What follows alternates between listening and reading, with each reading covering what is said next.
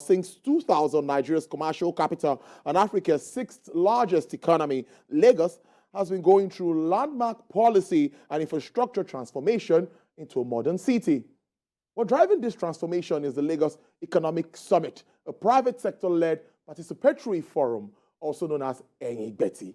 And the conference themed Lagos 2022 to 2052, charting the paths to sustainable socioeconomic growth, will engage high-powered speakers and thought leaders on the strategic dimensions and focus areas that will accelerate economic growth and development of Lagos State. Well, I have her live in my studio to talk about this. She's a special advisor to the Lagos State Governor on sustainable development goals and investment. Mrs. Solape Hammond, thank you so much. It's good to have you in the studio. It's a pleasure to be here. Thank you, Tolu. Yes, interestingly, I would like to start with what's been happening over the years. Yes, it's almost election time, but a lot has been done in about 3.5 years. Roads, rails, and all of that. Take us through some of this. Okay, thank you. I'm glad you said a lot. You set the context. No, I agree. I live in Lagos. I see all of this everywhere. Thank you very much. When people ask how we're doing, I always say, you tell us how we're doing. But I'm glad that at least we have a testament from a Lagosian. So we came into this administration with a themes agenda. Essentially, I'm sure everyone in Lagos has heard this now. Yeah. Traffic and transport management, health and environment, education and technology, making Lagos a 21st century economy, which is where power, agriculture, housing, and all the things that make Lagos livable sit. Tourism and entertainment, and of course, security and governance, which is really, the bedrock of everything. And I'm happy to say I think we've touched on every single aspect of those pillars effectively, in spite of several unexpected circumstances, which will always happen. So we didn't plan for COVID. No one planned for COVID. We didn't plan for back-to-back recessions. But in spite of that, I think Lagos has been able to innovate on our feet, as it were, being that this is the center of innovation for Africa. And of course, traffic and transport, you had mentioned, a lot has been done in terms of road infrastructure, in terms of rail infrastructure, and basically just starting from the beginning, looking at everything and saying, look, if you build 25-lane roads, the number of cars will expand and you will always have these traffic jams, especially because you have a small land mass and a lot of people to move around daily. It just is not an efficient means of transport. Lagos is, 1/3 water, but we hardly ever use the water. And then, of course, rail has always been something that's been in the plan for Lagos. But since, we lost our rail lines to an extent in the 60s, 70s, we haven't been able to get that happening. So happy to say that we're moving on all of those fronts. With regards to roads, apart from fixing the roads, trying to do interventions around the traffic gridlock points. And I remember coming in, we had identified 48 traffic gridlock points, and we worked on all of them. Doing the buses, so different schemes for the different buses, the large capacity buses, and the quality bus corridors. And Lagos has a very detailed 20-year-old master plan that's being faithfully implemented, and that's where all these things sit. So we have the bus corridors, we have the big buses. We've now done the first and last mile buses to then help move people to those big capacity corridors. And then the taxi scheme, which we very excitedly launched, the taxis that will now start being made in Nigeria, in Lagos here, but we've done 1,000 taxis to start with, which we brought in. So a lot on that side. But the rail, we're all excited about Red and Blue Line, which will be commissioned December and January of this year and next year.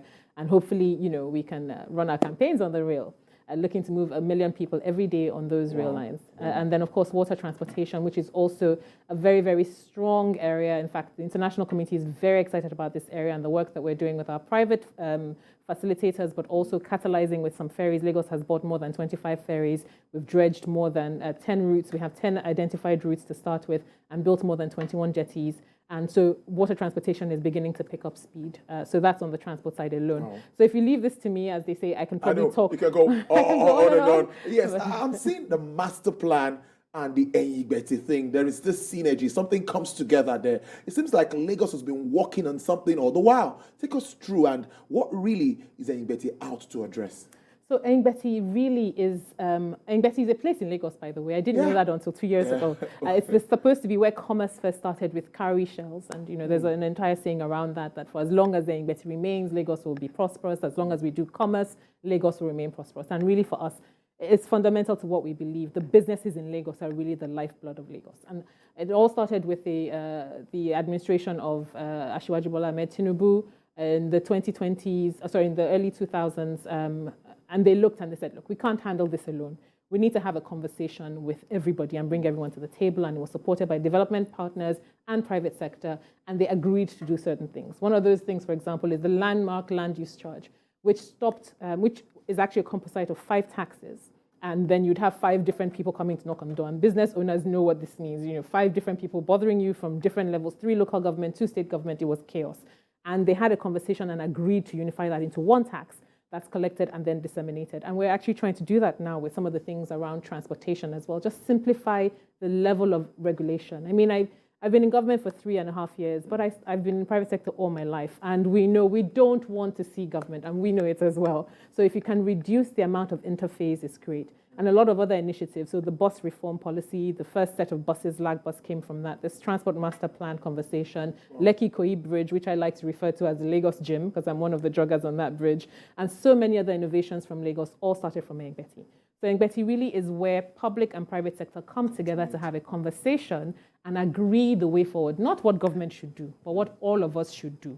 And so far, there's been a 95% rate of implementation on things that have been agreed. That's very exciting for us. So what better platform is there to have a conversation around the plan for the next 30 years of Lagos than where all of us agree and have a high level of implementation? The only platform is Ehingbeti. Beautiful stuff there. I'm looking at that 30-year development plan. Seems huge to me. Can we talk more about that? And what are the core pillars of this developmental plan? Okay. So again, it sounds a little bit big, but it's really not big for a city like Lagos. As I mentioned, the master plan we're implementing for transport today is more than 20 years old. And we're being able to, obviously, you're following it with as much ability as you can. So it was probably slower to begin with. It may have been slow at certain points when there's a recession, it's slower, but we've been able to ramp up a lot in the last couple of years. So it's good to have a longer term plan, because really investors would tell you, they don't care so much if the environment is up or if environment is down. What investors want is certainty. We want to know where we're going. If we know we're going through a recession, there are businesses that thrive in recession time, and there are ways that you respond. If we know we're going through a prosperous time, there are things that you do. But you have to know. So what we're doing is putting a plan for all of us to know, and it's something that also helps make government more accountable. Everybody knows this plan. Everybody has been part of this plan. It's been socialized with students. It's been socialized with people in the informal sector, in the markets, with artisans, with the highest levels of business, with international people. Everybody knows. So you dare not default from this plan once we have all signed on to it. And that's part of why we're doing it. And then if you bear in mind, the last plan really was 13 years. So if we stepped up a little bit to 30, it's not that far off. And then if you're looking at longer term investments, longer term money, the Africa Union plan is 2063. It was a 50-year plan. So if Lagos is doing a 30-year plan, I think it's very, very aligned. But what are the big pillars of this plan? We've tried to keep it relatively simple. 4 main pillars. So it's around a thriving economy, as we say. That is the heart of Lagos. That's what brings everybody here, is the commercial opportunity. So you've got to have this thriving economy, and it's looking at the real sectors that we want to support. It's looking at things like food and beverage manufacturing. It's looking at things like shipping. Lagos is an Aquarian city. It's one of the few Aquarian cities in the world. We don't have the shipping line. We're looking at the Africa Continental Free Trade Agreement. We've got to get into the logistics of things. It's a massive export hub. Everything comes here to be sent out or to be sent into the rest of the country. So we have to take transport logistics much more seriously, as we're doing with the rail, as we're looking at to do with the ports that we're going to be commissioning soon, and the new port that's coming, with the airport that's coming, shipping. So we have to look at all of that holistically. Retail, Lagos will forever remain commercial. Energy, we're opening up that space now with all the activity that's going on with the federal government, but also with the work that we're doing with our electricity market reform. Of course, looking at the technology sector, fintechs are going to, they're going to dominate. We're already at the heart of that now in Africa, not just in Nigeria. And then the creative sector, which really is our hidden weapon, in these parts. So looking at those under thriving economy. And then we have to look at modern infrastructure. You've got to have the right infrastructure in place to have people come through. We look at trying to build a human-centric city. So Lagos is great, and I know one area we probably get dinged a lot on is traffic, and it's still very much work in progress. Dear people, in that 30-year plan, the aim is to make Lagos a city where you can get to anywhere, you go from where you live to where you work within 30 minutes. That really is the target, because we know it's important for quality of life. But it's every other thing around quality of life as well. It's education. This is part of why people are coming here. Lagosians and Lagos have, we spend a high amount of our disposable income on education. We have a more serious concentration of talent, as we can see, an incredible talent across every sector, whether it's core business, finance, technology, creatives. Talent is here. Healthcare is important, safety and security. I mean, ever since Mark Zuckerberg came and jogged on that bridge, and I'm so excited. I missed jogging on that day, but happy you did it anyway. Lagos is far more secure, and a lot of investment has gone into that, which people don't see. Investment really, because that's part of your portfolio, if we could call it that. How well are we doing? I know Lagos is always on top whenever these figures come from the Nigerian Investment Promotion Commission, and every time I see it. And so what is happening at the moment, despite COVID-19 effect, Russia and Ukraine crisis? How are we doing, Lagos? So we're still doing relatively well in terms of the overall performance. As you've seen, of course, Africa as a whole fell from 2019 when we were somewhere in the region of about $20 billion coming into the country odd. It fell to less than half of that in 2020. Understandable, the rest of the world was spending money on themselves and trying to survive COVID. 2021 rose a little bit more, and 2022 has been not as muted as we were afraid of, because everybody's been afraid of this election year. But by and large, Lagos has continued to do incredibly well.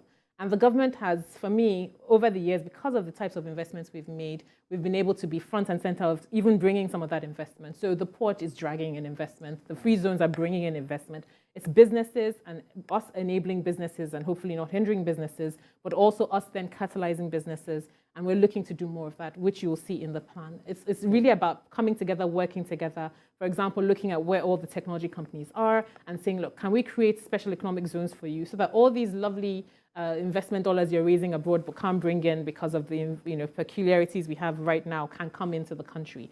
Can we do standard factories, which are fantastic, Lekki Free Zone is doing, building standard factories so that MSMEs can also come in there and work and get the benefits of being an export processing zone, because for me, they are going to be the secret sauce of winning this entire Africa Continental Free Trade Agreement thing for Nigeria. So we're beginning to catalyze some of that. And the only reason why that happens because these conversations happen. When we know what people are doing and people know what we're doing, it becomes a lot easier to come together and create and co-create. Very interesting. But all of this beautiful ideas and all of that, well, some already in the pipeline, as they would say regularly. Revenue generation is something that everybody will want to talk about, looking at budgeting, looking at debt service and all of that. How prepared is Lagos for all of this? Well, so in terms of how prepared are we are doing our best. Lagos has built capacity over time, and capacity in being efficient, capacity in identifying better ways of providing services so that then you can charge for those services. The fact is we all have to pay taxes. As they say, only two certainties in life, death and taxes.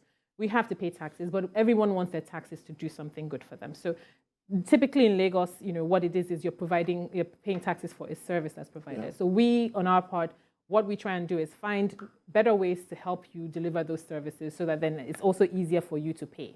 So we're automating our platforms. We've automated the platform for paying LIRS at LIRS. Fantastic work being done by LIRS. Working on automating the platforms for land use charge, working on automating. We've actually, I think, pretty much completed the platform for land, which has been a big, big challenge for people. So the EGIS, I think we'll be launching before the end of the year. Also working on things around physical planning permits, so that as much as possible, we can automate a lot of these services. Lagos, I mean, when we did a 1.7 trillion odd budget earlier this year, we did it a little bit with some trepidation, yes. But we're doing really well. On the last budget analysis, I think we're at about 85%. We're not very far off from, and that's in spite of what has happened with the global economy, so you can imagine. So we've tried to be a lot more disciplined. We plan, we think, and there's been a lot of robust support from the private sector. I think it just helps to talk to the whole of Lagos because there's so much knowledge and so much capacity in this state. But it's going to open up, of course, with all of the expectations and those that should attend, both local and, of course, international partners and all of that. So any sector specifics that you're looking like you want them to invest in Lagos? I know tech is one of it. Agriculture, I don't know, maybe you tell us more about it. So we want everybody to participate in Ehingbeti, by the way. We have more than 21,000 people who have actually signed up. Good. And last year we had a total of about 10,000 people joining a day. If we have 21,000 and hopefully with this maybe even 30,000 signing up every day, if we can hit 100,000, that would be wonderful because this plan is for all of us. This conversation is for all of us. But with regards to the sectors, for sure, as I talked about, food and beverage, anything around manufacturing, because we want to bring more manufacturing here. Good.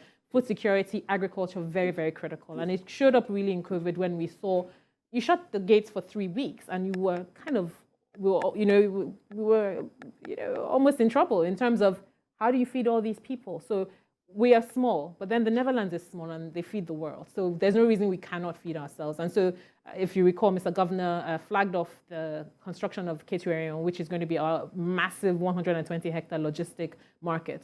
It's supposed to bring sanity. So then we see where everything is. We can create strategic reserves. We know we have good storage for cold and dry food. We know where everything is. We know that we can keep the pressure for 4 to 6 weeks or 4 to 6 months or whatever it is, depending on the type of food.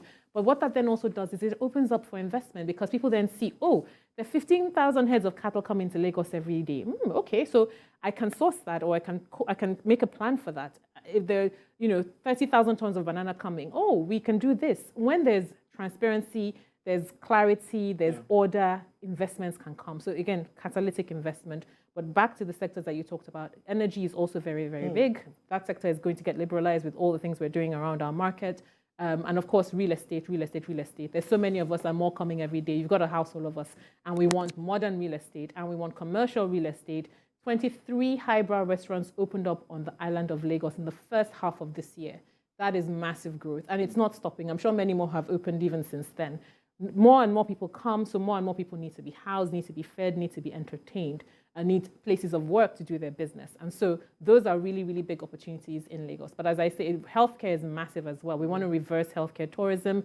We've signed a partnership with Lagoon to transform our former nursing home to a Medipark with international capacity for people to stay over. And it's an entire game changer for the health industry. We're building the largest children's hospital. We're building massive general hospitals. So there's a lot that can be done. Pretty much anything in Lagos can be a business. Education is a business. Health is a business. Everything is a business, because the numbers are here. The buying power relatively is here. The opportunity is here. All right, interesting. So someone just sent me a message and said Lagos leads and others follow. But let's wrap up on this note. What is your message now to Lagosians? They expect a lot from government, and as we move into Ehingbeti and moving on to what's your message to Lagosians in general?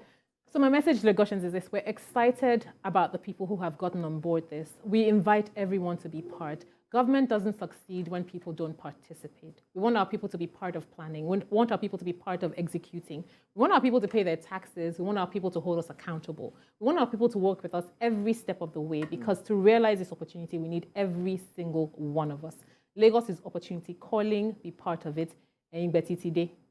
So we'll see next week. That's Tuesday, Tuesday right? and Wednesday next week, 11th and 12th. You've heard it from Mrs. Solape Hammond there. She is the special advisor to the Lagos State Governor, Mr. Babajide Sanwo-Olu, on sustainable development goals and investment. A big one there. Thank you so much for your time on Business Nigeria. We appreciate this. Enjoy your weekend. Thank you.